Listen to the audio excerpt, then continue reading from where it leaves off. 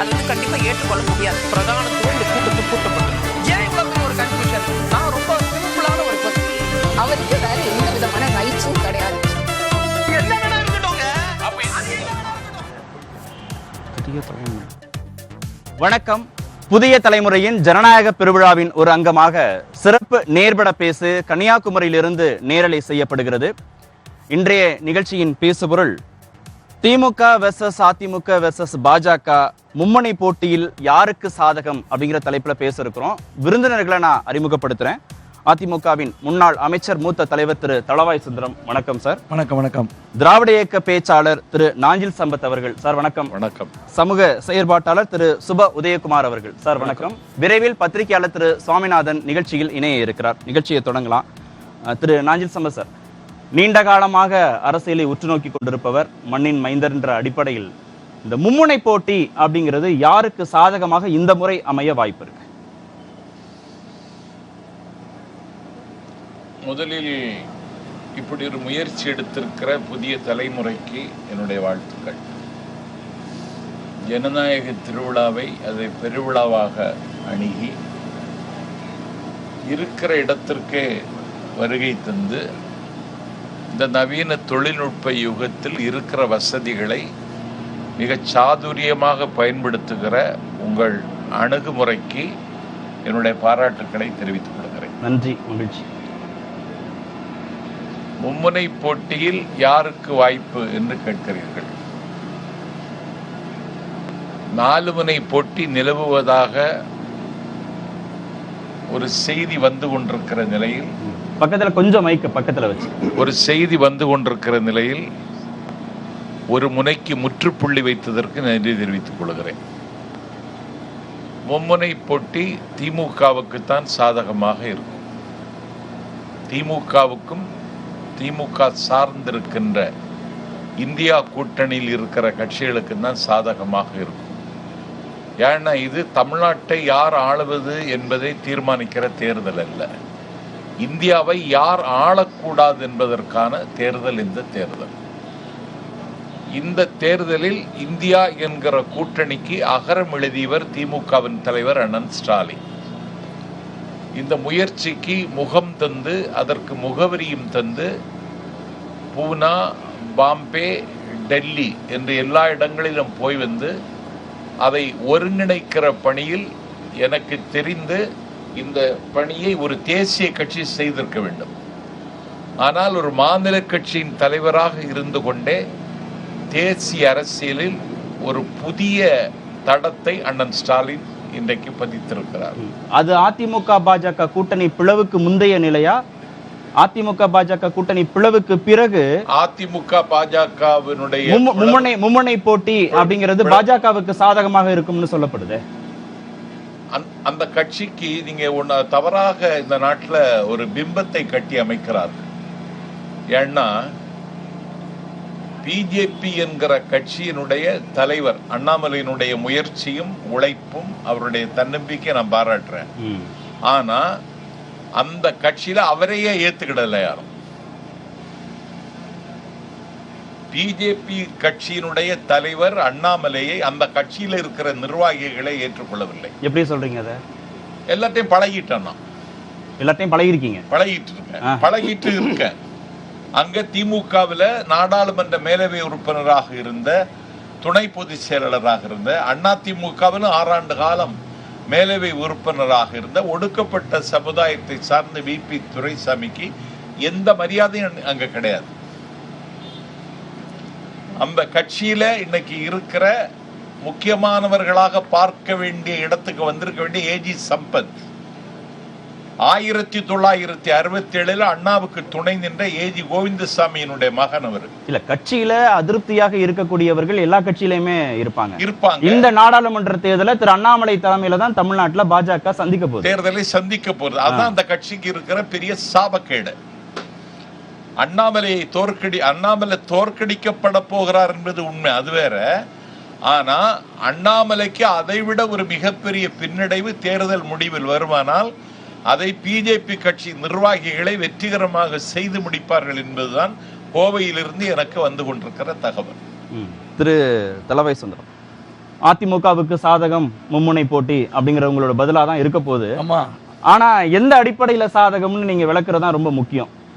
அதாவது மாண்புமிகு புரட்சித் தலைவர் புரட்சித் தலைவி அம்மா, அதற்கு பிறகு எடப்பாடியார் முதலமைச்சராக இருந்து எதிர்க்கட்சி தலைவராக இன்று இருக்கிறார்கள். பல்வேறு சூழ்நிலையிலே பல சூழ்ச்சியின் காரணமாக எல்லாரும் சீஃப் மினிஸ்டர் ஆகணும்னு ஆசைப்படுறாங்க, எல்லாரும் எதிர்க்கட்சி தலைவராக ஆகணும்னு ஆசைப்படுறாங்க. அதில் தப்பு கிடையாது. ஆனால் ஒருத்தர் தான் ஒரு கட்சிக்கு தலைமை பொறுப்பேற்க முடியும். அந்த தலைமை பொறுப்பை அவர் இன்னைக்கு எடுத்துட்டார். கோர்ட்டை சந்திச்சார், நீதிமன்றத்தை சந்திச்சார். இன்னைக்கு ஒருங்கிணைத்து அதை எல்லாரும் ஏற்றுக்கொள்ளக்கூடிய அண்ணா திராவிட முன்னேற்ற கழகத்தினுடைய பொதுச் செயலாளராக அவர் தேர்ந்தெடுக்கப்பட்டிருக்கிறார். அவரை பொறுத்தவரையில் என்ன பொதுவாட்டு ஜென்ரலாட்டு சொல்லக்கூடியது நம்ம அண்ணன் நாஞ்சில் சம்பத்துக்கு தெரியும். அவர் என்ன குறைகள் சொன்னாலும் இந்த கட்சியை, இவ்வளவு தூரமான கட்சியை யாராலும் எங்கேயும் கொண்டு செல்லக்கூடிய சூழ்நிலை வரக்கூடிய சூழ்நிலையில் அதை கபலம் செய்ய விடாமல் பாதுகாத்து நாங்கள் அதிமுகவினுடைய பொதுச் செயலாளராக இருந்து அதிமுகவை காதலிக்கிறேன். அவரே விமர்சிக்கல திரு இபிஎஸ், விமர்சிக்கல, அவர் திரு அண்ணாமலையை தான் விமர்சிச்சார். அதுதான் வரேன். அவர் விமர்சிக்க அதுக்கு உள்ள பத்தி சொல்ல ஏன் மறந்துட்டு போயிட்டீங்கன்னு எடுத்து கொடுக்குற மாதிரி. இல்ல அதெல்லாம் கிடையாது. அடுத்த ரவுண்ட்ல அதனால சொன்னேன். நானும் அவர் ரொம்ப நண்பர். அவர் ஒன்னும் குற்றச்சாட்டு வச்ச என்ன சொன்னா, இந்த சூழ்நிலையில் நாங்க ஒரு முடிவு எடுக்கிறார், ஒரு பொதுச் செயலாளர் தொண்டருடைய முடிவு எடுக்கிறார். கிட்டத்தட்ட எல்லா தொண்டர்களும் சேர்ந்து நீங்கள் இந்த தடவை பிஜேபியுடன் கூட்டணி வைத்தால் மிக சிரமம், சட்டமன்ற தேர்தல் வருக போகிறது, நாடாளுமன்ற தேர்தலில் ஒரு சரியான முடிவை எடுங்கள், இல்லை என்றால் சட்டமன்ற தேர்தலை சந்திப்பது மிக கஷ்டமான சூழ்நிலை. நீங்கள் ஏதோ 2 டிஸ்ட்ரிக்டை வச்சு யாரும் பேசாங்கன்னு சொல்லி எல்லா தொண்டரும் எழுந்து பேசும் பொழுது ஒத்த குரல் கொடுத்து நான் தொண்டர்களுடைய அத்தனை இதையும் யோசித்து முடிவெடுப்பேன் என்று சொல்லிதான். சரி, அப்ப அதிமுகவுக்கு தான் சாதகம்னா ஏன் அதிமுக திமுகங்கிற இருதுருவ அரசியல் தான் இங்க இருக்கு? களம் இந்த இரண்டு பேருக்கும் இடையில தான் இருக்குன்னு திரு இபிஎஸ் சொல்ல வேண்டிய அவசியம் என்ன? ரீஜனல் பார்ட்டி இல்லை சார், ரீஜனல் பார்ட்டி நாங்கள் சொல்ல முடியும். நேஷனல் பார்ட்டி அவங்க இப்ப அவர் சொன்ன மாதிரி அண்ணாமலை ஒரு பிம்பத்தை உருவாக்குதாரு. இங்க இருக்கக்கூடிய அண்ணாமலை எடப்பாடியையும் அம்மாவையும் அண்ணாவையும் பேசுறாரு. அங்க இருந்து வரக்கூடிய பிரைம் மினிஸ்டர் அம்மாவையும் எம்ஜிஆரையும் போழ்ந்துட்டு போறாரு. இதுல இருந்து உங்களுக்கு வித்தியாசம் தெரியலையா? அப்ப இவருடைய செயல்பாடு எப்படி இருக்கிறது, தலைமையோட செயல்பாடு எப்படி, இந்த கான்ட்ரடி ஒத்து வருமா? நீங்க உங்களுக்கு முரண்பாடு திரு அண்ணாமலையோட மட்டும்தான், திரு மோடியோட இல்ல, பாஜகவோட இல்ல. பாஜக தான், பாஜக ஒட்டும் கிடையாது, உறவு கிடையாது சொல்லியாச்சு. நான் ஒரு உதாரணத்துக்கு சொல்ல வரீங்க. அப்ப நீங்க திரு மோடி எம்ஜிஆரையும் ஜெயலலிதாவையும் புகழ்ந்து பேசுறத சிலாகிக்கிறீங்க. இல்ல சார், நீங்க நார்மலா ஒரு நேஷனல் லீடர் ஒரு ரீஜனல் பார்ட்டியினுடைய அவர் நாட் ஒன்லி புரட்சி தலைவர் அம்மா பெருந்தலைவர் காமராஜை பத்தி பேசிட்டு போயிருக்காரு. அதனால இந்த ஸ்டேட்ல யாரெல்லாம் குட் அட்மினிஸ்ட்ரேஷன் பண்ணாங்க அவர் ஒரு கருத்தை தான் சொல்ல வரேன். இந்த சூழ்நிலை நீங்க இவர் ஒரு கான்ட்ரரியா பேசிச்சோம்னா இந்த மாதிரி பிளவு வச்சுட்டு நீங்க ஒரு கூட்டணி சரி வராது. லோக்கல்ல மேல பார்க்கச்சுமே பாரதிய ஜனதாவுடன் கூட்டணி வைத்தால் அதிமுக ரீஜனல் பார்ட்டி வளர்ச்சி அடையாது என்பது தொண்டருடைய எண்ணம். தொண்டருடைய எண்ணத்தை எடப்பாடி அவர்கள் நீங்க உங்க கட்சி சார்ந்து யோசிக்கிறீங்க. ஆனா களத்துல மும்முனை போட்டியா இருக்கிற போது இல்ல அதிமுக திமுகங்கிற இருதுருவ அரசியல் தான் அப்படின்னு நீங்க சொல்ல வேண்டிய அவசியம் என்ன? அவங்க உங்களுக்கு தானே சாதகமா இருக்கு. ஆமா, நீங்க இப்ப அவரு என்ன சொல்லிட்டு இருக்காரு, நாங்க வரட்டும் களத்துல, நாங்க தான் என்ன சொல்லிப்போம். ஆனா தேனியில, கோவையில, கன்னியாகுமரியில, நீலகிரியில, தென் சென்னையில ரொம்ப வலுவான வேட்பாளர்களை பாஜக நிறுத்தி இருக்கு. அது அதிமுகவுக்கு சவாலா இருக்கும் அப்படின்னு சொல்றாங்க. இல்ல, எங்க எனக்கு கன்னியாகுமரியில வருவாங்க, அவர் தான் ரொட்டீனா இருக்காரு. கூட பொன்ராத ரொட்டீனா நின்றுட்டு இருக்காரு. 10வது தடவை பிரபலமான தலைவர். இல்ல தப்பா ஏற்கனவே வெற்றி அதான் சொன்னேன். 2 ட்ரிப் வெற்றி பெற்றாரு. எப்படி வெற்றி பெற்றாரு சொல்லுங்க பாப்பா. நீங்க 2 ட்ரிப் தான் 10 தடவை நின்று நல்ல மனுஷன் நீங்க சொல்லக்கூடிய பாராட்டுலாம் நான் எல்லாம் சொன்னேன். 2 ட்ரிப் தான் வெற்றி பெற்றிருக்காரு. 4 முனை போட்டி 5 முனை போட்டி வந்தாதான் அங்க பிஜேபி வர முடியும். இந்த டிஸ்ட்ரிக்ட்ல 3 முனை போட்டிகள் அங்க வர முடியாது, 2 முனை போட்டி கூட வர முடியாது. 4 முனை 5 முனை போட்டி இருந்தாதான் பிஜேபி கன்னியாகுமரியில வெற்றி பெறும். அது அவருக்கே தெரியும். அவ்வளோ ஈஸி கிடையாது. அவர் குறையா சொல்லலை. நல்ல ஒரு லீடரு, இந்த மாவட்டத்தில் சில பணிகளை பண்ணியிருக்காரு. ஆனால் தேர்தல் கலகன் வரும் பொழுது ரொம்ப டிஃபிகல்ட். அதிமுக திமுக இருவருக்கும் தான் போட்டி. ஆமா, இந்த நான் சொன்ன இந்த தொகுதிகளில் கூட. ஆமா, நீங்க போக பாருங்க. நீங்க காங்கிரஸ் தேனியில, நீலகிரியில, கோவையில, கன்னியாகுமரியில உங்களுக்கும் திமுகவுக்கு போட்டி. ஆமா, உங்களுக்கும். சரி, திரு சுப உதயகுமார். ஏன்னா இதுல மும்முனை போட்டின்னு வருகிற போது அந்த நிலைப்பாடு ஏதாவது ஒரு கூட்டணிக்கு சாதகமாக அமையும். அப்படின்னா இந்த முறை யாருக்கு சாதகமாக அமைய வாய்ப்பு இருக்கு? கட்டாயமாக அண்ணன் நாஞ்சில் சம்பத் அவர்கள் சொன்னது போல முதற்கட்டமாக நான் உங்களுக்கு நன்றி தெரிவிக்கிறேன். ஒரு வித்தியாசமான அணுகுமுறையோடு தமிழ்நாடு முழுக்க பேருந்தில் பயணம் செய்து மக்களுக்கு உள்ளூர் விவரங்களை சொல்லவிருக்கிறீர்கள். முதலில் எங்கள் தொகுதியிலிருந்து தொடங்கி இருப்பது உண்மையிலே மகிழ்ச்சி அளிக்கிறது. கன்னியாகுமரி நாடாளுமன்ற தேர்தலை பொறுத்தவரை நாங்கள் என்னை போன்றவர்கள் குடிமை சமூகங்கள் சார்பாக இயங்கிக் கொண்டிருக்கிறோம். எந்த அரசியல் கட்சியும் சார்ந்தவர்கள் அல்ல. நாங்கள் அனைத்து தரப்பினரும் வாக்களிக்க வேண்டும், வாக்குகளை வீணாக்கக்கூடாது, நோட்டாவுக்கோ அல்லது வேறு வெற்றி பெற வாய்ப்பில்லாத வேட்பாளர்களுக்கோ வாக்களித்து வாக்குகளை வீணாக்கக்கூடாது.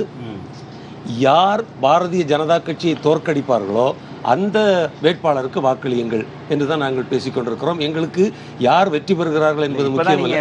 நாங்க கட்சி சார்ந்தெல்லாம் செயல்படல. குடிமை ஒரு கட்சி வரக்கூடாது. இந்த இந்தியாவினுடைய எதிர்காலத்தை அழிக்கவிருக்கிற இந்த கட்சி வெற்றி பெறக்கூடாது. யார் பாஜக தவிர வேற யார் வெற்றி பெற்றாலும் பரவாயில்லை. ஆனால் பாரதிய ஜனதா கட்சி கன்னியாகுமரி மாவட்டத்தில் நாடாளுமன்ற தொகுதியில் மட்டுமல்ல, தமிழ்நாட்டில் மட்டுமல்ல, ஒட்டுமொத்த இந்தியாவிலும் வெற்றி பெறக்கூடாது. பாஜக மட்டும் தனிமைப்படுத்த பாரதிய ஜனதா கட்சி கடந்த 10 ஆண்டுகளாக எதுவுமே செய்யவில்லை. ஒரு தனிநபருடைய ஆடம்பரமான அற்புதமான வாழ்க்கையை தவிர இந்த நாட்டில் எந்த தரப்பினரும் மகிழ்ச்சியாக இல்லை. விவசாயிகள் இன்றைக்கும் தெருவில் கிடந்து போராடி கொண்டிருக்கிறார்கள். மீனவர்கள் உள்ள வளங்களை எல்லாம் இழந்து கொண்டிருக்கிறார்கள். தொழிலாளர் எதிர்ப்பு சட்டங்களை உருவாக்கி வைத்திருக்கிறார்கள். மாணவர்களுக்கு கல்வி இல்லை, வேலை வாய்ப்பு இல்லை. பெண்களுக்கு வெளியே வருவதற்கு பாதுகாப்பு கூட இல்லை. யாருக்காக இந்த அரசு வேலை செய்தது? 10 ஆண்டு காலமாக இவர்கள் என்ன சாதித்தார்கள்? ஒரு சாதனையை சொல்ல வழி இல்லை. எதிர்க்கட்சி தலைவர்களை எல்லாம் கைது செய்து சிறையில் அடைப்பது, ரெய்டு நடத்துவது, அச்சமூட்டுவது, மிரட்டுவது, இப்படிப்பட்ட இந்த ஆட்சி மீண்டும் ஒரு முறை ஆட்சிக்கு வந்தால் கட்சிகளுடைய பார்வையாக இருக்கா? வாக்காளர்களுடைய கோணத்திலிருந்து நான் பேசுகிறேன். ஒரு சாதாரண குடிமகனாக இந்தியாவில் வாழ்கிற எந்த தரப்பினரும் மகிழ்ச்சியாக இல்லை, பாதுகாப்பாக இல்லை. எனவே இந்த கட்சி மீண்டும் ஒரு முறை ஆட்சிக்கு வந்தால் இங்கே இருக்கிற சமூக அமைதியும் கெட்டுப்போகும். புதிய அரசியல் அமைப்பு சட்டம் எழுதுவோம் என்கிறார்கள். இந்தியாவினுடைய தலைநகரை வாரணாசிக்கு மாற்றுவோம் என்கிறார்கள். இந்து ராஷ்டிரம் என்று அறிவிப்போம் என்கிறார்கள். நீங்க இவ்வளவு விமர்சனங்கள் வச்சாலும் இங்க மோடி எதிர்ப்பு அப்படிங்கிறது இந்த மும்முனை போட்டியில மோடி எதிர்ப்பு பாஜக வாக்குகள், சிறுபான்மை மக்களுடைய வாக்குகள் பிரியறதுக்கு தான் வாய்ப்பு இருக்கு. அப்படின்னா அது யாருக்கு சாதகமாக அமைய போகுது? அது நல்ல முக்கியமான கேள்வி. அது கன்னியாகுமரி நாடாளுமன்ற தொகுதியை பொறுத்தவரை நாங்கள் கொஞ்சம் ஒரு சிறு அச்சத்தோடு இருந்தோம். காரணம், இன்றைக்கு அதிமுக சார்பாக தோழர் பசலியான் நசரேத் அவர்களை வேட்பாளராக இறக்கி இருக்கிறார்கள். இங்கே உள்ள மீனவ மக்கள் கிட்டத்தட்ட 50 கிலோமீட்டர் தூரமுள்ள நீளமுள்ள கடற்கரையிலே வாழ்கிற 40-45 கிராம மக்கள் ஒரு மிகப்பெரிய மனக்குறையோடு இருக்கிறார்கள். ஐயா பெருந்தலைவர் காமராஜர் ஆட்சியினுடைய 2வது ஆட்சியில் தான் லூர்தம்மாள் சைமன் அமைச்சராக இருந்தார். லோக்கல் அட்மினிஸ்ட்ரேஷன் மற்றும் ஃபிஷரிஸ் அமைச்சராக இருந்தார். அதன் பிறகு 30 ஆண்டுகள் அந்த சமூகத்திலிருந்து ஒரு தலைவர் உருவாகவே இல்லை. பின்னர் திராவிட முன்னேற்ற கழகம் அதே குளச்சல் தொகுதியில் ஐயா பெர்னார்ட் அவர்களை நிறுத்தி சட்டமன்ற உறுப்பினராக்கியது. இது நடந்தது 1996ஆம் ஆண்டு. கடந்த 28-30 ஆண்டுகளாக மீண்டும் அந்த மக்கள் குழுமத்திலிருந்து ஒருவர் முகிழ்த்து வரவில்லை. எந்த கட்சியிலிருந்து வரவில்லை. எனவே எங்களை போன்றவர்களுக்கு ஒரு சிறு அச்சம் இருந்தது. பசலியான் நசரேத் வாக்குகளை பிரிப்பார். 2.25 லட்சம் வாக்குகள் மீனவ வாக்குகள் இருக்கின்றன. மீனவ மக்களுக்கு ஒரு மனக்குறை இருக்கிறது. ஏன் நம்முடைய சமூகத்திலிருந்து ஒருவர் தலைவராக முகிழ்த்து வரக்கூடாது என்று அவர்கள் பேசிக் கொண்டிருந்தார்கள். அதை பற்றி நாங்கள் கொஞ்சம் அச்சமடைந்தோம். ஆனால் இன்றைக்கு காங்கிரஸ் கட்சி விளவங்கோடு சட்டமன்ற இடைத்தேர்தலில் தாரகை கட்பட் என்கிற மீனவ பெண்ணை வேட்பாளராக களமிறக்கி இருக்கிறார்கள். எனவே அந்த மனக்குறை நீக்கப்பட்டு விட்டது. எனவே மீனவ மக்கள் இப்போது தெளிவாக பார்க்க முடியும். அதிமுக அண்ணன் மன்னிக்கணும், அதிமுகவும் பாரதிய ஜனதா கட்சியும் நீ அடிப்பது போல அடி, நான் அழுவது போல அழுவேன் என்பது நாடகம் தான் நடத்தி கொண்டிருக்கிறார்கள் தவிர அவர்களுக்கு மனமுறிவு என்று கிடையாது. மனமுறிவு என்பது கிடையாது. இருதுருவ அரசியலுக்குள்ள திமுகவும் அதிமுகவும் தான் நிக்குதுன்னு சொன்ன பிறகுமா நம்ப மாட்டேன். பாரதிய ஜனதா கட்சி இவர்களை நடத்தக்கூடிய விதத்தை பார்க்கிறோம். இன்னைக்கு முன்னாள் அமைச்சர் விஜயபாஸ்கர் வீட்டில் மட்டும் ஒரு சிறிய சோதனை நடத்தி இருக்கிறார்கள். ஏராளமான அமைச்சர்கள் மீது ஏராளமான ஊழல் குற்றச்சாட்டுகள் இருக்கின்றன. எல்லா இடத்துலயுமே ஊழல் குற்றச்சாட்டு இருக்கு. எல்லா இடத்துலயும் எது நடக்கும், எல்லா எல்லா இடத்துக்கும் தான் போறாங்க. இப்ப நீங்க அதுல எந்த குறைபாடும் கிடையாது. நீங்க இந்த மாதிரி முதல்வர் நாங்குநேரி கூட்டம் வரைக்கும் கூட விமர்சித்து பேசியிருக்கிறார். அதிமுக பாஜக கள்ள கூட்டணி, மறைமுக வேட்பாளர்கள், பாஜகவுடைய மறைமுக வேட்பாளர்கள். எடப்பாடியாருக்கு கள்ளக்காதல் கிடையாது.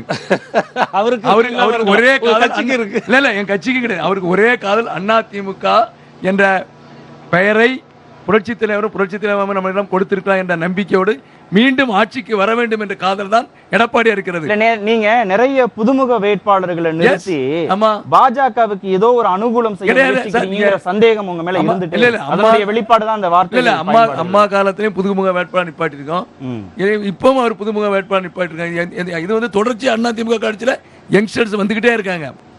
நான் எனக்கு பின்னால் அடுத்த ஜெனரேஷன் வந்திருக்கு. இது புதுசு கிடையாது அதிமுக. அது அதிமுகவில் இருக்கக்கூடிய மரபு தானே திரு நாஞ்சில் சம்பத். சாமானியவர்களுக்கும் அடிமட்ட தொண்டர்களுக்கும் வாய்ப்பு கொடுக்கிறது. இந்த முறை திரு இபிஎஸ் புதுமுக வேட்பாளர்கள் நிறுத்துற போது மட்டும் அது பாஜகவுக்கு அனுகூலம் செய்யறதுக்கான நடவடிக்கைன்னு ஏன் சந்தேகப்படுறீங்க திமுக தரப்புல இருந்து? இல்ல, அதை தாண்டி ஒரு சந்தேகம். சித்தாந்த ரீதியாக திராவிட இயக்கத்திற்கு இந்தியாவில் எதிரியாக இருப்பது திமுக தான். ஆனா அதுலேயும் இந்த நாட்டில் ஒரு பெரிய அதிர்வை உருவாக்கியவர் ஜெயலலிதா. அந்த ஜெயலலிதா தலைமை தாங்கிய அதிமுக இன்னைக்கு பிஜேபி கட்சியினுடைய பாசிச நடவடிக்கைகளை ஒரு கள்ள மௌனத்தோடு அவர்கள் அங்கீகரிக்கிறார்கள். எந்த இடத்துலயும் கிடையாது. அது அவர் நாஞ்சில் சம்பத்தினுடைய சிந்தனை. கள்ள மௌனத்தோடு அவர்கள் அங்கீகரிக்கிறார். எப்படின்னு நியாயப்படுத்தணும்? நான் என்ன கேட்கிறேன், குடியுரிமை திருத்த சட்டத்தை இந்த நாட்டில் நடைமுறைப்படுத்துவதற்கு உத்தரவு போட்டு அந்த வேலை நடத்திட்டு இருக்காங்க. இந்த சட்டம் கடுமையான சார் கேளுங்க. நீங்க கேளுங்க, நிறைய கேளுங்க. நீங்க கச்சத்தீவை விட்டு கொடுத்தீங்க, நீட்டை கொண்டாந்தீங்க, அப்ப அதை பத்தி பேச அடிப்படை பிரச்சனை. அதே சார். இதற்கு கடுமையான கண்டனத்தை எடப்பாடி இதுவரைக்கும் தெரிவிக்கல. சொல்லிட்டாரு. என்ன சொன்னார்னா, நாங்க கூட்டணியில இருக்கிற போது தேசிய கட்சிகள் கொண்டு வர வேண்டிய மசோதாவை ஆதரிக்க வேண்டிய ஒரு கட்டாயத்துக்கு தள்ளப்பட்டுறோம். அதனாலதான் நாங்க தேசிய கட்சிகளோட கூட்டணியே வேண்டான்னு ஒரு முடிவுக்கு வந்துட்டோம்னு வெளிப்படையா சொல்லிட்டாரு. இந்த கண்டனத்தை தெரிவிக்கல, அதை அவர் ஒரு இயக்கமாக்கி இருக்கணும், அது செய்யல. இந்த குடியுரிமை திருத்த சட்டத்தை மோடி அறிமுகம் செய்த காலத்தில் அதற்கு எதிரான பரப்புரையில என்னை அர்ப்பணித்துக் கொண்டவன் நான். என் மீது 8 வழக்கு போட்டார் இபிஎஸ். இனி ஒரு யூடியூப் சேனலுக்கு ஒரு நேர்காணல், ஒவ்வொரு தலைவரை பற்றியும் ஒரு நிமிடத்தில் சொல்லணும்னு என்கிட்ட கேள்வி கேட்டாங்க. நான் கேள்விக்கு பதில் சொன்னேன். அந்த பதிலில் தமிழிசை சவுந்தரராஜனை பற்றி ஒரு கேள்வி கேட்டால நான் சொன்ன பதிலுக்கு அந்த அம்மா கோபப்பட்டது மட்டுமல்ல, இபிஎஸ்ஐ பயன்படுத்தி அதுலேயும் 8 உமன்ஸ் ஹராஸ்மெண்ட் கேஸ் என்ன போட்டாங்க, என் மேல போட்டாங்க.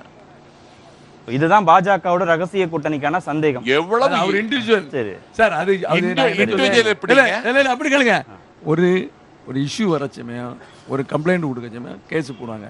நாட் ஒன்லி அவரே சொல்லிதாரு, தனிப்பட்ட முறையில் தமிழிசை நான் வர்ணிச்சேன், பிடிச்சேன், ஏசினேன். தனிப்பட்ட முறையில் குடியுரிமை திருத்த சட்டத்துக்காவது நீங்க விளக்கம் கொடுங்க. இல்ல அதான் குடியுரிமை திருத்த சட்டம் குறித்து நான் எதிர்த்து பேசினேன், அதனால திரு இபிஎஸ் வழக்கு போட்டார், அதனால பாஜகவுக்கும் அதிமுகவுக்கும் ரகசிய உறவு பேச விடுவோம் சார். முடிஞ்ச கதை முடிஞ்சாச்சு. இபிஎஸும் அவர்களும் விளக்கம் கொடுத்தாச்சு. ஒவ்வொரு ஆட்சி வர நான் தான் சொன்னேன், நீங்க பழைய ஹிஸ்டரி போனா கச்சத்தீவுல இருந்து நீட்ல இருந்து ஆரம்பிக்கணும், இப்படி ஓனா வரும்.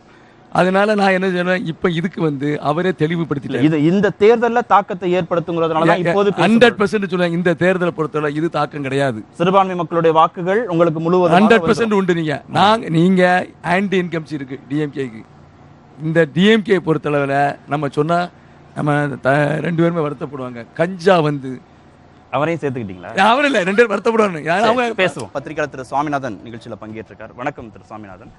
மும்முனை போட்டி யாருக்கு சாதகம் அப்படின்னு நம்ம பேசிட்டு இருக்கோம். இதுல அதிமுக புதுமுக வேட்பாளர்களை நிறுத்தி இருக்கிறதுனாலேயே பாஜகவுக்கு அனுகூலமா நடந்துக்கிறாங்க அப்படின்ற ஒரு விமர்சனத்தை முன்வைக்கிறாங்க. அப்படி ஏதாவது நோக்கம் அதிமுகவுக்கு இருக்கா? இல்லை, நிச்சயமா அப்படியான ஒரு நோக்கம் அதிமுகவுக்கு இருக்கிற மாதிரி தெரியல. ஆக்சுவலாக அதிமுகவை பொறுத்த வரைக்கும் அவங்க அமைப்பு ரீதியாக நிறைய வேலைகளை ஏற்கனவே தேர்தலுக்கு அவங்க செஞ்சுருக்காங்க. இன்னும் சொல்லப்போனால் 162 பேர் கொண்ட பூத் கமிட்டிகள் கூட இதுவரை இல்லாத அளவுக்கு 162 பேர் கொண்ட பூத் கமிட்டிலாம் கூட அவங்க அமைச்சிருக்காங்க. ஆனால் அதையெல்லாம் தாண்டி புதுமுகங்களுக்கு வாய்ப்புங்கிறது ஒரு வகையில் அவங்கள வந்து போட்டிடுறதுக்கு தயங்கியிருக்கலாம் சீனியர்கள். ஏன்னா ஒரு வெற்றி வாய்ப்பு இருக்கா அப்படிங்கறத அவங்க அனலைஸ் பண்ணியிருப்பாங்க. அப்படி பார்க்கிறப்ப திமுக பக்கம் கூட்டணி பலம் ரொம்ப பெருசா இருக்கு. சீனியர்களுக்கே தயக்கம்னா ஜூனியர்களுக்கு ஏன் தைரியம் வருது? அதாவது அதிமுகவை பொறுத்தவரை சீனியர்கள் தயங்குறாங்க, பாஜகவை பொறுத்தவரை ஜூனியர்கள் தயங்குறாங்க அப்படிங்கறத தான் அதை புரிஞ்சுக்கிறேன். ஏன்னா அங்க ஃபுல்லா பார்த்தா சீனியர்கள் களமிறங்கிட்டாங்க. வேட்பாளர்களுக்கு அங்க தட்டுப்பாடா இருக்கலாம், இங்க வேட்பாளர்கள் இறங்குறதுக்கு தயங்கி இருக்கலாம். ரெண்டுக்குமே காரணம் வந்து இந்த கூட்டணியினுடைய பலத்தை பார்த்திருக்கலாம். அப்படி அந்த மாதிரி கிடையாது. அது வந்து ஒரு திராவிட முன்னேற்ற கழகத்தினுடைய அந்த கூட்டணி பலம் அப்படிங்கிறது. இப்ப அமைப்பு ரீதியா பார்த்தா அதிமுக ரொம்ப ரொம்ப வலுவான இயக்கம் தான், அதுல நமக்கு எந்த மாற்று கருத்துமே கிடையாது. ரொம்ப ரொம்ப வலுவான ஒரு இயக்கம் தான். திமுகவுக்கு இன்னைக்கு பலமா இருக்கிறது அந்த கூட்டணி பலம் அப்படிங்கிறதுனால அதிமுக வந்து சீனியர்கள் போட்டியிட தயங்கினதுனாலையும் அப்படி நம்ம ஒரு பத்திரிகையாளரை நம்ம அப்படிதான் அதை உள்வாங்கிக்க வேண்டியிருக்கு. ரெண்டு திராவிட கட்சிகளும் பாஜக ஒரு பொருட்டே இல்லாத மாதிரி பேசுறாங்க. அவங்க களத்திலே நிக்கல, நீங்க மும்முனை போட்டினே சொல்லாதீங்க, இருதுருவ அரசியல்னா நீங்க சொல்லணும் அப்படின்னு சொல்றாங்க. அவ்வளவு பொருட்டே இல்லாம நாம பாஜகவை கடந்து போக முடியுமா? இல்ல, அப்படி நிச்சயமா கடந்து போக கூடாது. அதுதான் அதுல உண்மையிலேயே சொல்ல போனா இப்ப நம்ம இங்க பேசிட்டு இருக்கக்கூடிய கன்னியாகுமரி பாராளுமன்ற தொகுதியில கூட பாஜக மிக முக்கியமான ரேஸ்ல இருக்காங்க. 2 முறை அவங்க இந்த தொகுதியில வெற்றி பெற்றதும் கூட, வெற்றி பெற்ற தொகுதியும் கூட இப்பவும் அவங்க தான் மிக முக்கியமான ரேஸ்ல முக்கிய இடத்துல அவங்களும் இருக்காங்க. சோ நம்ம இதே மாதிரி அவங்க சில குறிப்பிட்ட தொகுதிகளை தேர்ந்தெடுத்து வேலை பார்த்திருக்காங்க. அதனால நம்ம பாஜக ரேஸ்ல இல்ல அப்படின்னு சொல்றது வந்து தமிழக மண், திராவிட மண், திமுக அதிமுக எதிர்துருவ அரசியல் ஓடும் அப்படிங்கிற நம்பிக்கையில நம்ம இன்னமும் பேசிட்டு இருக்கோம். அது இந்த தேர்தல் திமுக காங்கிரஸ் பிரிஞ்சு இருக்கிற போது பாஜக வந்து கன்னியாகுமரி, தருமபுரி இந்த தொகுதிகளில் வெற்றி பெறுவதற்கு ஒரு சாத்தியக்கூறு இருந்தது, வாய்ப்பு இருந்தது. இப்ப திமுக காங்கிரஸ் வந்து சேர்ந்து இருக்கிறாங்க. அதிமுக 30 தொகுதிகளுக்கு மேல அவங்களே நேரடியாக இரட்டையில வேட்பாளர்கள் நிறுத்துறாங்க. இப்ப களச்சூழல் என்னவா இருக்கு? இல்ல, அது திமுகவும் காங்கிரசும் பிரிஞ்சு இருக்கிற போதுதான் கன்னியாகுமரியிலே ஜெயிச்சாங்க. கடந்த 2014ஆவது ஆண்டுல மீண்டும் பொன் ராதாகிருஷ்ணன் அவர்கள் மத்திய இணையமைச்சர் ஆகிறப்ப திமுகவும் காங்கிரசும் பிரிஞ்சிருந்தாங்க. அப்ப என்ன நடந்துச்சுன்னா இந்த தொகுதியில உதயகுமார் அண்ணன் கூட பேசும்போது குறிப்பிட்டாங்க, சிறுபான்மையினர் குழம்பிட்டாங்க, யாரை ஆதரிக்கணும் அப்படிங்கக்கூடிய ஒரு தெளிவுல அவங்க குழம்பிட்டாங்க. திமுகவுக்கு போடணுமா காங்கிரஸுக்கு போடணுமா? அது இன்னும் உச்சமா என்ன இருந்துச்சுன்னா எங்க மாவட்டத்தை பொறுத்த வரைக்கும் திராவிட முன்னேற்ற கழகம் டெபாசிட்டை பறி கொடுத்துச்சு அந்த தேர்தலில். அதை நாஞ்சில் சம்பத் சார் ஏத்துக்குவாங்க. 2014 பாராளுமன்ற தேர்தலில் அதுக்கு காரணம் என்னன்னா சிறுபான்மையினர் குழம்புனாங்க. ஸோ இப்பவும் கூட திமுக காங்கிரஸ் சேர்ந்து இருக்கிறதுனால மைனாரிட்டிஸ் ஓட்டு எல்லாமே ஒன் சைடாக தான் போது. உதயகுமாரன் பேசினது மாதிரி இன்னைக்கு கூட காங்கிரஸ் அதுல திமுக அதிமுகங்கிற குழப்பமும் இப்ப இல்ல. இல்ல, சிறுபான்மையினர் ஓட்டு கிடைக்கும் அப்படின்னு அதிமுக நம்புறாங்க. எஸ்டிபிஐ கட்சியெல்லாம் கூட இப்ப அதிமுக கூட இருக்காங்க. ஆனா அந்த எஸ்டிபிஐ கட்சிக்கு அமைப்பு ரீதியா எவ்வளவு பேர் வேலை செய்ய தயாரா இருக்காங்க அப்படிங்கறத நம்ம பார்க்கணும்.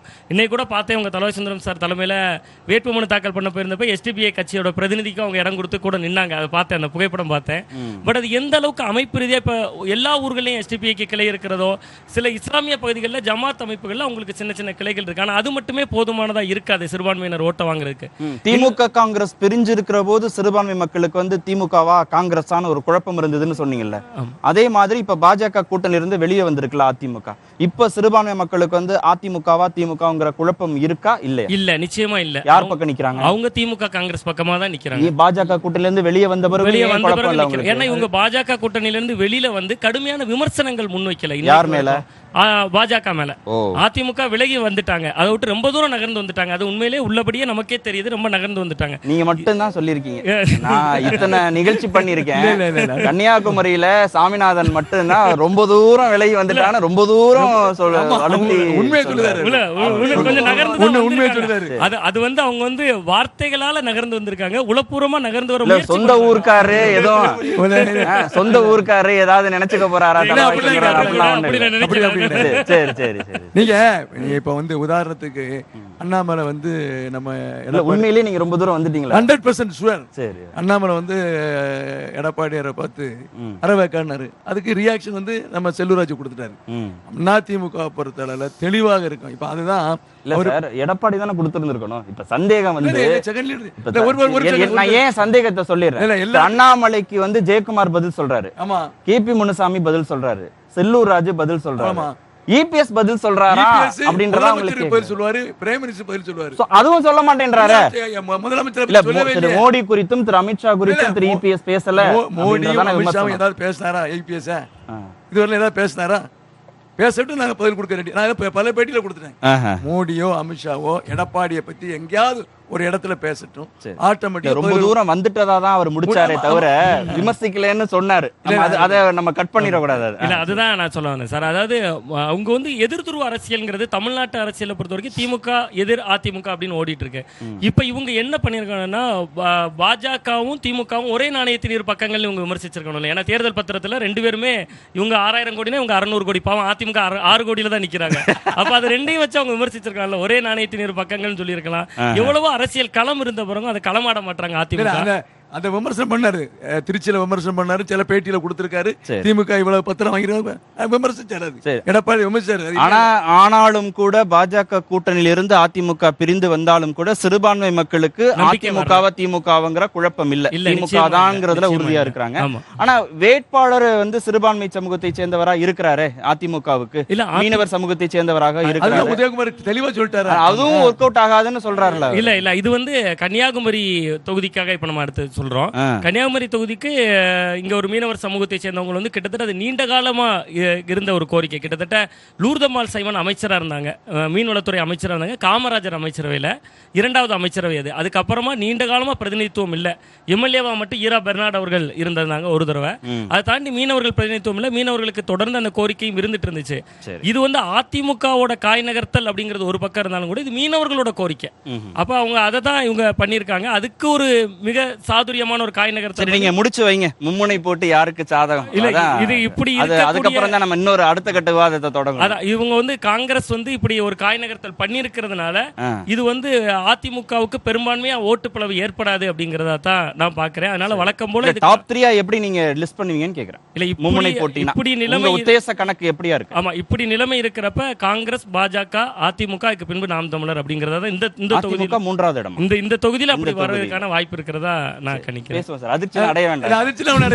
திரு நாஞ்சில் சம்பத், பாஜக வந்து பொருட்படுத்தவே வேண்டாத ஒரு கட்சி, திரு அண்ணாமலை என்ற ஒற்றை நபர் முன்னிறுத்தப்படுகிறார் அப்படின்ற விமர்சனங்களை கடந்து திரு சாமிநாதன் சொல்ற மாதிரி 2வது இடத்திலேயே பாஜக இங்கே வருகிறது அப்படின்னா அது திரு பொன் ராதாகிருஷ்ணனுக்கான கிரெடிட்டாகவும் கொடுக்கலாம், பாஜகவுக்கான கிரெடிட்டாகவும் கொடுக்கலாம், திரு அண்ணாமலைக்கான கிரெடிட்டாகவும் கொடுக்கலாம். அவ்வளவு எளிதாக புறந்தள்ளக்கூடிய கட்சியாக பாஜக இல்லைங்கிறத புரிந்து கொள்ள வேண்டியதாக மாவட்டத்தில் இல்ல, இந்த மாவட்டத்தில் இல்ல. ஒட்டுமொத்தமாக மற்ற மாவட்டங்கள் எல்லாம் பிஜேபி கட்சியை கண்டுகொள்ள மாட்டாங்க. திரு சாமிநாதன், அதில் ஒரு கிளாரிபிகேஷன் சார்ட்ட போறதுக்கு முன்னாடி, தேனி, நீலகிரி, கன்னியாகுமரி, தென் சென்னை, கோவை இந்த பகுதிகளில் பாஜக ரொம்ப வலுவான வேட்பாளர்களை நிறுத்தி இருக்கிறார்களே, உங்களுக்கு சவாலா இருக்குமான்னு நீங்க நிகழ்ச்சியில இணைவதற்கு முன்பாக நான் திரு தலவாய் சுந்தரம் சார்ட்ட கேட்டேன். அவர் அப்படி பொருட்படுத்த வேண்டியதில்லை என்றாரு. ஆனா திரு கன்னியாகுமரியில மட்டும்தான் பாஜகவை பொருட்படுத்தணுமா, மற்ற எந்த தொகுதிகள்லயும் அவங்களுக்கான ஸ்பேஸ் இல்லையா? இல்ல அப்படி நம்ம சொல்லிட முடியாது. கன்னியாகுமரியில ரொம்ப அபரிவிதமா அவங்களோட வளர்ச்சி இருக்கு. இங்க அவங்களுடைய அதே மாதிரி மற்ற தொகுதிகளை பொறுத்தவரை இப்போ வளர்ந்துட்டு இருக்காங்க. அது வந்து அவங்களோட தேர்தல் முடிவுகளில் தான் அவங்களோட வாக்கு சதவீதம் நமக்கு ரொம்ப துல்லியமா தெரியும். ஆனா அந்த இடத்துல எல்லாம் கொஞ்சம் வேட்பாளர்கள் கொஞ்சம் நட்சத்திர கட்டமைப்பை பலப்படுத்தி இருக்கிறதுலயோ, கடந்த கால செயல்பாடுகள் அடிப்படையிலேயோ, திரு அண்ணாமலையுடைய பிரச்சாரம் அடிப்படையிலேயோ, திரு மோடியின் தொடர் வருகை அடிப்படையிலேயோ, மத்திய அரசின் திட்டங்கள் கொண்டு போய் சேர்த்திருக்கிறதன் அடிப்படையிலேயோ, நான் இப்ப இது எல்லாத்தையும் ஒரு புள்ளியில இணைச்சு நான் கேட்கிறேன். இல்ல அந்த வகையில தமிழ்நாட்டுல பாஜக வளர்ந்துருக்கு, அதை நம்ம ஏத்துக்க தான் வேணும். இப்ப பாஜக தமிழ் மண்ணுக்கு தேவையா தேவையில்லையாங்கிற விவாதம் 2வதா இருக்கலாம். ஆனா முதல்ல அவங்க வளர்ந்திருக்காங்கிறத ஏத்துக்கிட்டாதான் அவங்களை எதிர்க்கிறதுக்கான ஆற்றல் திராவிட வளர்ந்திருக்குனாவே மக்கள் ஏற்றுக்கொண்டதன் அடிப்படையிலான வளர்ச்சி தானே அது. அது வந்து மக்கள் ஏற்றுக்கொண்ட வளர்ச்சிங்கிறத விட ஒரு பக்கம் மக்கள் குறைவான அளவுல ஏத்துக்கிறாங்க, அதை விட மிதமிஞ்சின அளவுக்கு பிம்பம் கட்டமைக்கப்படுது. அதுல சார் என்ன சொல்றான்னு பாப்பா சார். நான் நிறைய புள்ளி சொன்னேன் இல்லையா, திரு அண்ணாமலையுடைய பிரச்சாரம், பிரதமர் மோடியின் வருகை, மத்திய அரசுடைய திட்டங்கள், கள செயல்பாடுகள், இதுல எஸ்டிமேட் பண்ண முடியாத பாஜக. குமரி மாவட்டத்திற்கு மோடி வந்த பொழுது அந்த கூட்டம் அட்டர் ஃபெயிலியர். ஆமா, இந்த நிகழ்ச்சியா கோயம்புத்தூர்ல பிஜேபி காய்த்து தொங்குவதாக சொன்னாங்கல்ல, அங்கேயும் அந்த நிகழ்ச்சி அட்டர் ஃபெயிலியர். ரோட் ஷோ சொல்லுவார் அவர். பல்லடம் இந்தியாவினுடைய பிரதமருடைய பிரச்சார கூட்டங்கள் எல்லாம் தோல்வியில் முடிந்தது. இன்னைக்கு ஒரு ஆடுவார் இல்லாத அரங்கமாக பிஜேபி கட்சி இருக்கு. ஆமோதிக்கிறார். ஒரு அப்புறம் ஒடிசா ஏன் நீங்க வந்து ரகசிய கூட்டணின்றீங்க? கேளுங்க. கொடுக்கறாரு. ஒடிசாவில கூட்டணி வைத்துக் கொள்ள வேண்டும் என்று ஒரு நிர்பந்தத்தையும் நெருக்கடிக்கும் நவீன் பட்நாயக்கு கொடுத்ததற்கு பிறகு தூக்கி தூர எறிஞ்சிட்டார் பிஜேபி. சிக்கிமில் தூக்கி தூர எறிஞ்சிட்டாங்க. அண்ணா திமுக மேஜர் பார்ட்னரா இருந்த கட்சி, அவங்க கூட்டணி இல்லைன்னு அறிவிச்சிட்டாங்க. இப்பதான் பாயிண்ட்டுக்கு வராது. அறிவிச்சிட்டாங்க. பஞ்சாப்ல அகாலி தளம் பிஜேபியை கழட்டி விட்டுடுச்சு. தோழமை கட்சிகளாக இருந்தவங்க எல்லாம் கழட்டி விட்டுட்டாங்க. இன்னைக்கு தேசிய அரசியல்ல பிஜேபி இப்பொழுதுதான் அம்பலப்பட்டு நிற்கிறது என்பதை விட அழுகி நாறுகிறது. சேர்ந்த யாரும் நினைவுல வரல. நாஞ்சில் சம்பத்துக்கு திரு நிதிஷ்குமார் நினைவுல வரல. திரு சந்திரபாபு நாயுடு உங்களுக்கு நினைவுல வரல. நிதிஷ்குமார் காங்கிரஸ் நினைவுல வரல. நிதிஷ்குமார், விஜயதரணி இவங்க எல்லாம் நான் ஒரே ரேங்க்ல தான் பாக்குறேன். அவங்க ஒரு நாள் தற்கொலை செய்து கொண்டார்கள். அரசியல் தற்கொலை. ஆமா, அவங்களுக்கு எந்த புனர்வாழ்வும் கிடைக்க போறதில்லை. நீங்க பீகார்ல போய் பார்த்தா தெரிஞ்சிடும். இன்னைக்கு தேஜஸ்விக்கு கூடுகிற கூட்டம், அவருக்கு அபண்டன்ட் மாஸ். பீகார் சரித்திரத்தில் ஒரு புதிய அவதாரமாக இன்றைக்கு விஸ்வரூபம் எடுத்து நிற்கிறார் தேஜஸ்வி. அது அந்த மக்கள் பிஜேபியை புறக்கணித்ததற்கும் நிதிஷ்குமாரை நிராகரித்ததற்கும் ஒரு சாட்சி. சரி, நான் கூடுதல் விளக்கத்துக்காக நான் சாட்ட போறதுக்கு முன்பாக சில தொகுதிகளில் அதிமுக 3வது இடத்திற்கு பாஜகவால் தள்ளப்பட வாய்ப்பு இருக்கா? இல்லை, கன்னியாகுமரியில் மட்டும் எனக்கு அப்படி ஒரு இது தெரியுது. மற்ற தொகுதிகள் எல்லாம் அதிமுக கூடுதல் வரும். இங்கேயுமே அதிமுக ரொம்ப சிறப்பாக செயல்படுறாங்க. இங்க வந்து இந்த மாவட்டத்தினுடைய அரசியல் வந்து நமக்கு எப்படி இருக்குன்னா மதம் சார்ந்த அரசியலா இருக்கு. அதிமுக வந்து இங்க பலவீனமா இருக்குங்கிறது அர்த்தம் இல்ல. இங்க இருக்கக்கூடிய வாக்காளர்கள் முழுக்க முழுக்க மதம் சார்ந்து வாக்களிக்கக்கூடிய ஒரு கலாச்சாரம் இருக்கு. ஏன்னா இந்த தமிழகத்தின் மற்ற பகுதிகளை விட இங்க சிறுபான்மையினர் தான் பெரும்பான்மையினரா இருக்கக்கூடிய மாவட்டம். செம்பாதியா பிரிஞ்சிருக்காங்க இல்லையா? சிறுபான்மை மக்கள் பெரும்பான்மை மக்கள் கிட்டத்தட்ட சம அளவுல இருக்காங்க. அதுல என்ன விஷயம்னா, இங்க இந்த மண்ணோட அரசியலை பொறுத்த வரைக்கும் அவங்க பாஜக எதிர்ப்பு அப்படிங்கிற ஒற்றை புள்ளியில சிறுபான்மையினர் வந்து பாஜக வரக்கூடாது அப்படின்னு வாக்களிக்கிறாங்க. யாரு வரணும்னு வாக்களிக்கிறத விட பாஜக வரக்கூடாதுன்னு வாக்களிக்கிறதுனால அங்க மற்ற கட்சிகள் கவனத்துக்கே வரமாட்டேங்க. ஒரே ஒரு சின்ன உதாரணம் மட்டும் எடுத்துக்கலாம் நினைக்கிறேன் சார். மக்கள் நல கூட்டணி அமைச்சிருந்தாங்கல்ல சார், அப்போ வந்து விளவங்கோடு சட்டமன்ற தொகுதி இப்ப இடைத்தேர்தலாக நடக்கக்கூடிய தொகுதி. அந்த தொகுதியில 5 முறை கம்யூனிஸ்ட் கட்சி ஜெயிச்ச ஒரு தொகுதி. அந்த மக்கள் நல கூட்டணிக்கு டெபாசிட் போயிருச்சு அந்த விளவங்கோடு தொகுதியில் கம்யூனிஸ்டுகள் நிற்கிறப்ப. காரணம் என்னன்னா, 2வது இடத்துல பின்னாடியே பாஜக துரத்துறதுக்கு பயந்து அங்கே இருக்கக்கூடிய இடதுசாரிகளே கூட காங்கிரஸுக்கு ஓட்டு போட்டிருந்தாங்க. தொழிற்சங்கங்களுடைய ஓட்டு மட்டுமே அவங்களுக்கு அந்த தொகுதிக்குள்ள 55,000 ஓட்டு இருக்கு. ஆனால் அந்த கட்சி வாங்கினது 25,000 ஓட்டு தான். காரணம் என்னன்னா, மக்கள்கிட்ட அந்த சிறுபான்மையினர்கிட்ட பாஜக மேல இருக்கக்கூடிய அச்சத்தினால இந்த மண்ணில் வேற எந்த அரசியல் கட்சியும் ரொம்ப சுடர்விட முடியல. விதிவிலக்க அந்த நாகர்கோவில் கன்னியாகுமரி சட்டமன்ற தொகுதிகள் மட்டும் திராவிட கட்சிகளோட கட்டுப்பாட்டில் இருக்கு. உதயகுமார் சார், இப்ப மத அடிப்படையில் வாக்களிக்கணும்னு விரும்பக்கூடிய மக்கள் பாஜக பக்கம் நிக்கிறாங்கன்னா அது பாஜகவுக்கான சாதகமான சூழலை இங்க தமிழ்நாட்டில் ஏற்படுத்தலையா? தமிழ்நாட்டு தம்பி சுவாமிநாதன் அவர்கள் சொன்னதில் எனக்கு ஒரு சிறு கருத்து வேறுபாடு உண்டு. அதாவது கன்னியாகுமரி நாடாளுமன்ற தொகுதியில் மட்டுமில்லை, ஒட்டுமொத்த தமிழ்நாட்டிலேயே பாரதிய ஜனதா கட்சி ஏற்பார் யாரும் கிடையாது.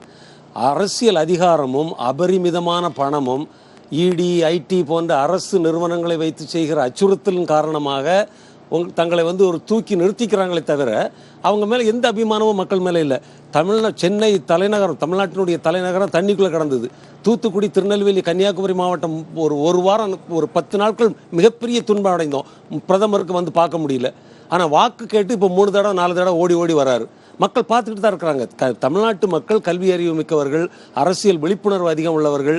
இந்த மோடி கேரண்டி எல்லாம் எதுவுமே இங்க நடக்காது. மக்களுக்கு தெரியுது, எல்லாமே ஏமாத்து வேலை. ஐயா, 10 ஆண்டுகள் நீங்கள் ஒரு ஆட்சி நடத்திருக்கீங்கன்னா உங்களுடைய சாதனைகளை சொல்லுங்க. மக்கள் குடிமை சமூகம்னு யோசிக்கிறோமே தவிர திமுக அதிமுகவுக்கான மாற்று அரசியலை முன்னெடுக்கணும்னு பாஜகவோட கைகோர்த்த கட்சிகளையும் நம்ம மறந்துடுறோம். என்ன மாற்று அரசியல்? ஒரு பக்கம் இடதுசாரி திமுக காங்கிரஸ் கூட்டணி இன்னைக்கு ஒரு இடதுசாரி அரசியல் முன்வைக்கிறாங்க. இந்த பக்கம் வலதுசாரி அரசியல், பிற்போக்குத்தனம், முழுக்க மக்களை கடந்த காலத்து கற்காலத்துக்கு இழுத்து போகக்கூடிய கூட்டணி சேர்ந்து 6-7 கட்சிகளை நீங்க விட்டுறீங்க.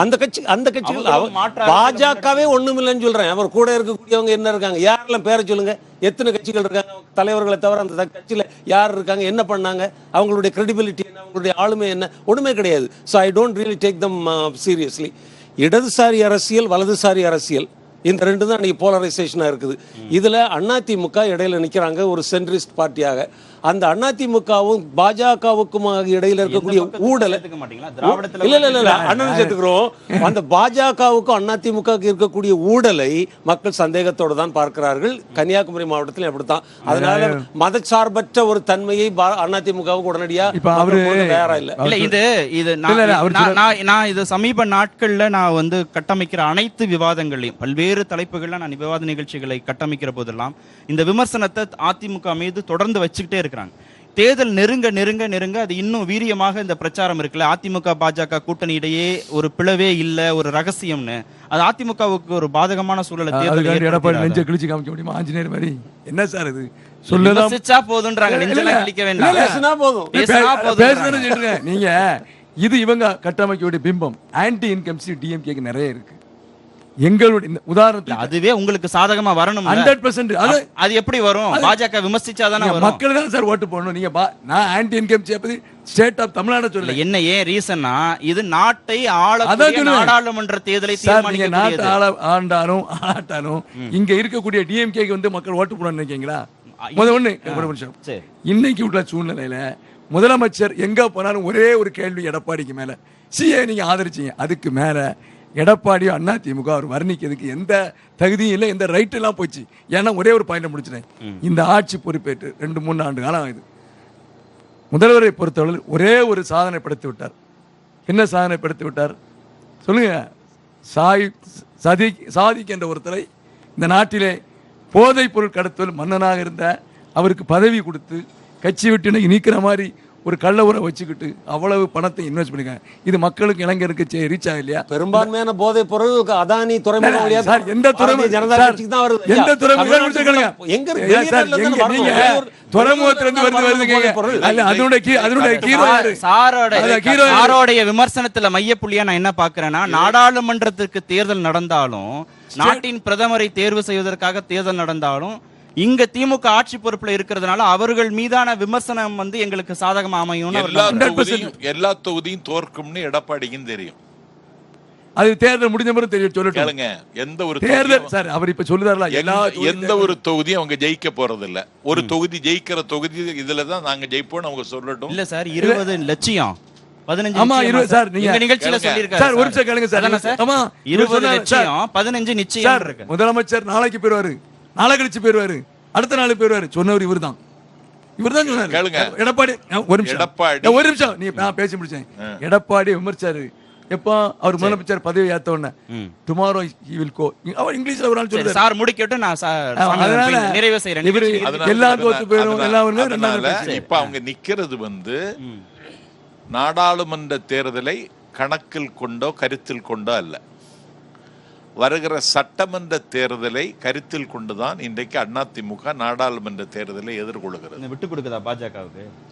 இல்ல அவங்களுக்கு கனவு வந்து அடுத்த ஆட்சி முக்கியம் இல்ல. ஆனா ஆளுமையாக இபிஎஸ்ஐ நிரூபிக்க வேண்டிய கட்டாயம் இந்த தேர்தல் இருக்குல்ல அவருக்கு ஆளுமை இல்லைங்கிறது அவரே நிரூபிச்சுட்டாரு. இப்ப எப்படி சொல்லுவாரா? அடுத்த இன்டர்வியூ ஒரு ஆளுமை இருக்கு இதை சீஃப் மினிஸ்டர் இதே வார்த்தை சொன்னவர். அடுத்த சீஃப் மினிஸ்டர் கருத்தா திரு சாமிநாதன், நாடாளுமன்றத்துக்கான தேர்தல், பிரதமரை தீர்மானிப்பதற்கான தேர்தல்னா கூட திமுகவுடைய கடந்த கால 3 வருட கால செயல்பாடுகள் 40 நமதேன்னு அவங்களுடைய இலக்கை அடைவதற்கு அவங்களுக்கு உதவி செய்யுமா? இல்ல, கண்டிப்பா நம்ம திமுகவினுடைய செயல்பாடுகள் அப்படிங்கிறப்ப இவங்க தலவாய் சுந்தரம் சார் அவர்கள்லாம் குறிப்பிட்டதை போல ஆங்காங்கே கொஞ்சம் அந்த சட்டம் ஒழுங்கு சார்ந்த அந்த பிரச்சனைகள் இருந்தாலும் கூட 1,10,00,000 பெண்களுக்கு மகளிர் உரிமை தொகை 1000 ரூபாய் கொடுத்துருக்காங்க.